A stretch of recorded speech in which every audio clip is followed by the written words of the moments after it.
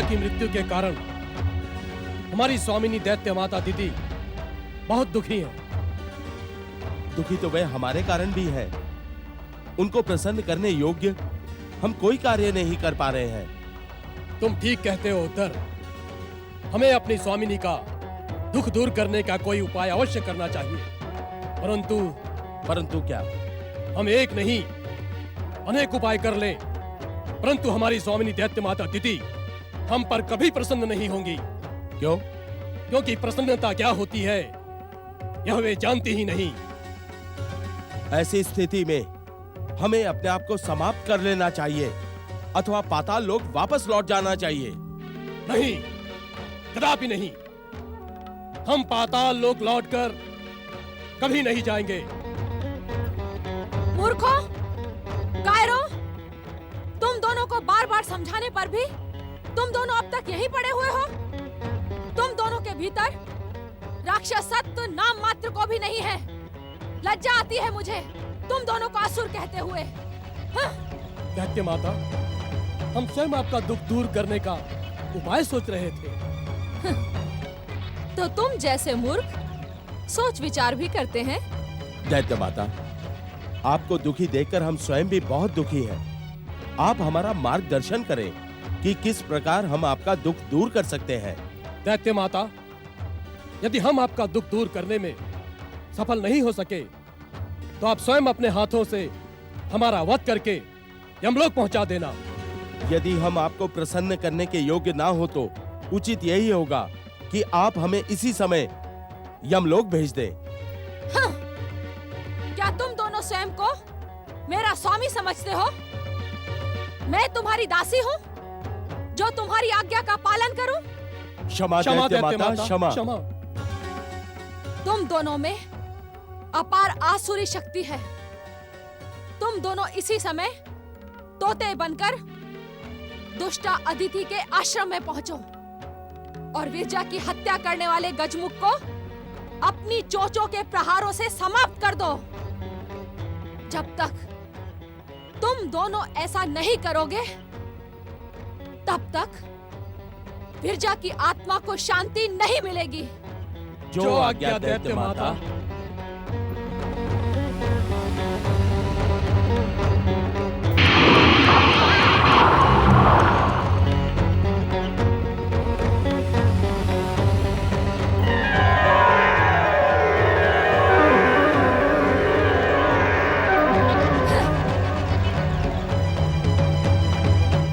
मेरा अपमान करने वाली दुष्टा अदिति, इस बार तेरा मायावी गजमुख जीवित नहीं बचेगा। हाँ?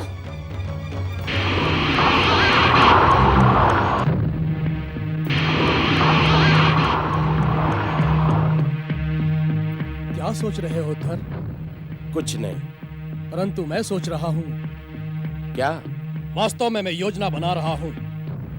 इस बार उस दुष्ट गजमुख को समाप्त करने के लिए कौन सा उपाय करना चाहिए? तुम चाहे जितना सोच विचार कर लो उद्धत, परंतु उस दुष्ट गजमुख के हाथों हमारी मृत्यु निश्चित है। तुम ऐसा क्यों कहते हो उद्धर? उद्धत, जिसने हमसे कई गुना शक्तिशाली विरजा को जीवित नहीं छोड़ा, वो भला हमें जीवित क्यों छोड़ेगा? तुम लज्जित करने के योग्य हो उद्धर। तुम्हारे ये शब्द दैत्य माता अदिति ने सुन लिए तो वे तुम्हें जीवित नहीं छोड़ेंगी। अब हमें मरना तो है ही। उस गजमुख के हाथों मरे अथवा दैत्य माता अदिति के, उसमें कोई अंतर नहीं है। चुप रहो, मुझे तुम्हारी कोई बात नहीं सुननी है। दैत्य माता अदिति सत्य कहती है। तुम असुर कहलाने के योग्य ही नहीं हो। अपने शत्रु से प्रतिशोध लेने के स्थान पर तुम मुझसे भयभीत हो रहे हो। मेरे सत्य कथन को तुम भय का नाम दे सकते हो उद्धत? असुरों के जीवन में सत्य कथन मात्र अपने स्वामी की इच्छा पर कार्य करना होता है। अब हमें किसी भी प्रकार दैत्य माता अदिति को कष्ट पहुंचाने वाले उस दुष्ट गजमुख को समाप्त करना है। स्वाहा।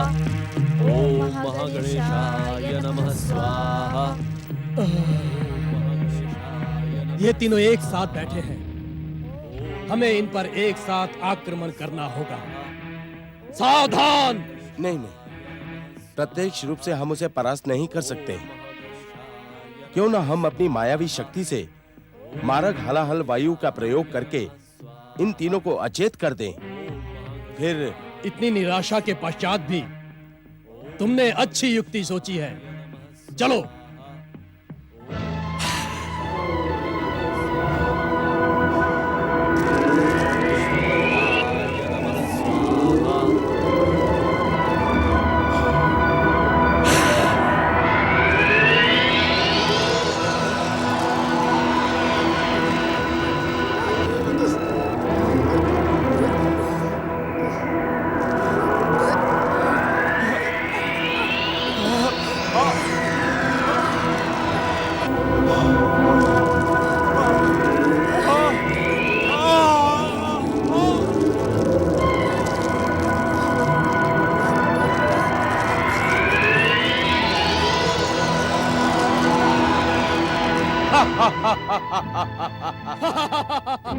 हमें इस प्रकार अट्टहास नहीं करना चाहिए। ये तीनों सावधान हो सकते हैं। चुप रहो। हम इन्हें सावधान होने का अवसर ही नहीं देंगे। चलो।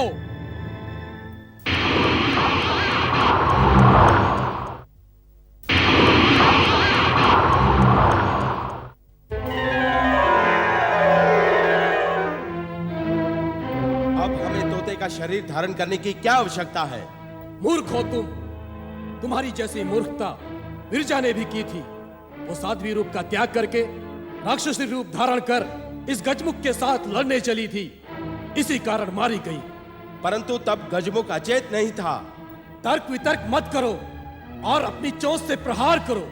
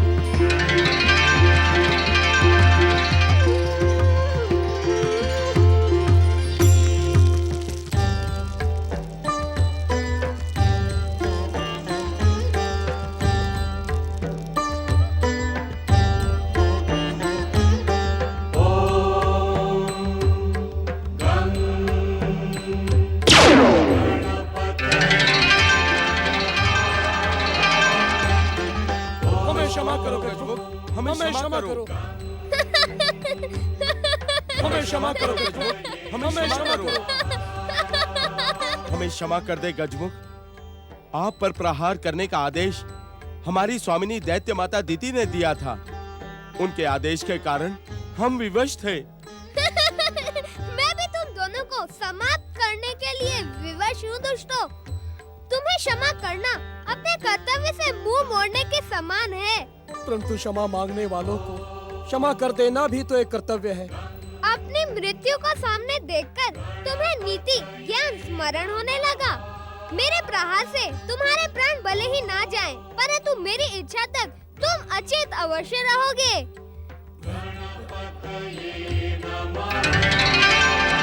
हमें क्षमा कर दे, हमें क्षमा कर दे।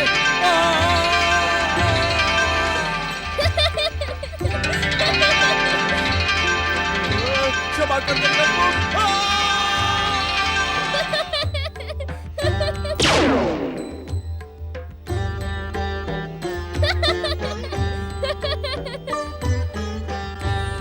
श्री महागणेश की कृपा से ये शीघ्र ही सचेत हो जाएंगे।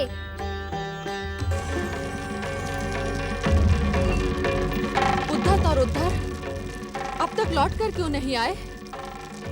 मेरी योजना के अनुसार अब तक तो दुष्टा अदिति की रक्षा करने वाले गजमुख का अंत हो गया होगा।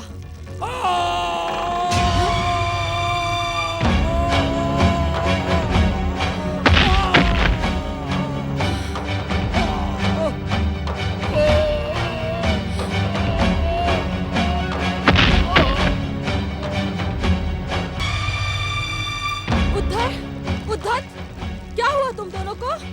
हाँ? वही हुआ दैत्य माता जो पहले से होना निश्चित था।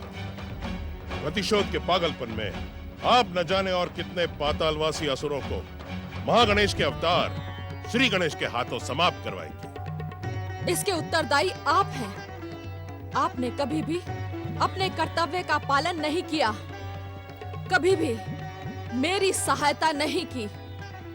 आपने कभी भी दैत्य जाति की रक्षा करने का प्रयत्न नहीं किया। आप हम पर असत्य आरोप लगा रही हैं दैत्य माता। मैं तो सदा सदा के लिए दैत्य जाति का हित चिंतक रहा हूं। हित चिंतक होना तो दूर, मैं आपको दैत्य जाति का सहयोगी भी नहीं मानती। सत्य तो ये है कि आप दैत्य शत्रु हैं। मेरा पौत्र तारकासुर आपकी सच्चाई पहचान गया था। दैत्य माता, जो सत्य को पहचान लेता है वो कदापि भ्रमित नहीं होता। भ्रमित मैं नहीं, आप हैं शुक्राचार्य। जब जब संसार के दैत्य शत्रुओं को मैंने समाप्त करने का प्रयत्न किया, तब तब आप अपने कर्तव्य से मुंह मोड़े शिव पूजन में लगे रहे।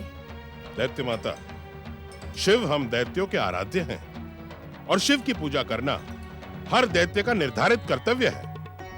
और दैत्य माता दिति की आज्ञा और इच्छा का सम्मान करना क्या दैत्य गुरु का निर्धारित कर्तव्य नहीं? दैत्य माता की हर वो आज्ञा जिससे दैत्य जाति का उत्थान व उत्कर्ष होता हो, उसका पालन करना दैत्य गुरु का परम कर्तव्य है। दैत्य शत्रुओं के समाप्त होने से क्या दैत्य जाति का उत्थान नहीं होगा? जिस प्रकार आप प्रयास कर रही हैं दैत्य माता, उस प्रकार तो कभी भी नहीं होगा। वास्तव में आप अपने व्यक्तिगत प्रतिशोध की ज्वाला में धधकती हुई दैत्य माता का नहीं, दैत्य कुमाता का कर्तव्य निभा रही हैं। शुक्राचार्य, सत्य को सुनकर उत्तेजित न हो दैत्य माता। न जाने कितने पातालवासी असुर आपके प्रतिशोध की वेदी पर बलि चढ़ गए होंगे। मैं आपको भली भांति जानता हूं दैत्य माता। आपका प्रतिशोध व प्रतिरोध कभी भी थमने का नाम नहीं लेगा। तारकासुर, देवांतक, नरांतक, वीरजा, उद्धर और उद्धत, इन सभी की पराजय का एकमात्र कारण है आपका प्रतिशोध। तुम अपनी सीमाओं को लांघने का दुस्साहस कर रहे हो शुक्राचार्य। दैत्य माता होने के नाते दैत्य शत्रुओं को समाप्त करना मेरा कर्तव्य था, परंतु आप दैत्य गुरु होते हुए भी आपने कभी भी दैत्य जाति का पक्ष नहीं लिया। उन्हें सदा निराश और अपमानित ही किया है। मुझ पर असत्य आरोप लगाकर आप भयानक भूल कर रही हैं दैत्य माता। भूल तो मैं तब भी नहीं करूंगी जब मैं आपको दैत्य गुरु के पद से हटा दूंगी। दैत्य माता, दैत्य गुरु का पद मुझे आपकी कृपा से प्राप्त नहीं हुआ है। तो क्या ये सत्य नहीं है कि तुम्हें दैत्य गुरु का पद जिस शिव की कृपा से प्राप्त हुआ है, उसे प्रसन्न करने के लिए तुम दैत्य जाति के विरुद्ध षड्यंत्र करते रहते हो। पराक्रमी दैत्यों को समाप्त करने के लिए योजना बनाते रहते हो। मैं जानती हूँ शुक्राचार्य, तुम दैत्य जाति के लिए पाताल के अंधकार में अभिशापित जीवन जीने के लिए उपाय करते रहते हो। नहीं दैत्य माता, नहीं। दैत्य गुरु का एकमात्र कर्तव्य है दैत्य जाति का उत्थान, और इस कर्तव्य को पूर्ण करने के लिए ये शुक्राचार्य अपने प्राणों को दांव पर लगाने में एक क्षण का संकोच भी नहीं करेगा। हाँ, तुम अपने असत्य को बार बार दोहराकर उसे सत्य बनाना चाहते हो शुक्राचार्य, परंतु असत्य असत्य ही रहेगा। नहीं दैत्य माता, असत्य हम नहीं, असत्य तो आप बोल रही हैं। यदि तुम सत्य बोल रहे हो, यदि तुम्हें दैत्य जाति के उत्थान की चिंता है, यदि तुम दैत्य जाति के हित चिंतक होने का दम भरते हो, तो तुम अपनी दिव्य शक्ति से इन दोनों मृत असुरों को पुनर्जीवित कर दो। यदि तुमने इन दोनों को अपनी दिव्य शक्ति से पुनर्जीवित कर दिया, तो शुक्राचार्य मैं समझूंगी कि तुम दैत्य जाति के हितैषी हो। आपके कहने मात्र से मैं दैत्य जाति का शत्रु नहीं बन जाता दैत्य माता। मेरे मन में तो दैत्यों के लिए स्नेह है, उनके उत्थान की कामना है, और इसीलिए मैं आपको सावधान करता हूं कि भगवान शिव शंकर के पुत्र श्री गणेश के साथ शत्रुता छोड़ दें। ये मेरे प्रश्न का उत्तर नहीं है। महागणेश के अवतार गणेश ने सदा दैत्य जाति का विरोध किया, दुष्ट देवताओं का पक्ष लिया। मैं उन्हें क्षमा नहीं कर सकती।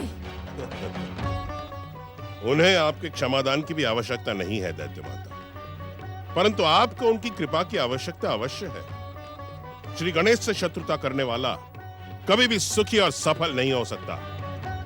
मेरे सामने उस गजमुख की प्रशंसा ना करें शुक्राचार्य। उसी के कारण मेरे पौत्र तारकासुर का वध कार्तिकेय ने किया। उसी ने इंद्र को स्वर्ग सिंहासन दिलवाने के लिए दुरासत का वध किया। विरजा, उद्धत, उद्धर का वध करने वाला दैत्य जाति का शत्रु है, शत्रु। नहीं दैत्य माता, वो तो जगत को वरदान देने वाले हैं, प्राणी मात्र पर कृपा करने वाले परम दयालु हैं। आप उनसे शत्रुता का विचार त्याग दें, अन्यथा आप स्वयं नष्ट हो जाएंगी। किसी कार्य के लिए बढ़ाए हुए चरण को लौटा देना दिति का स्वभाव नहीं है।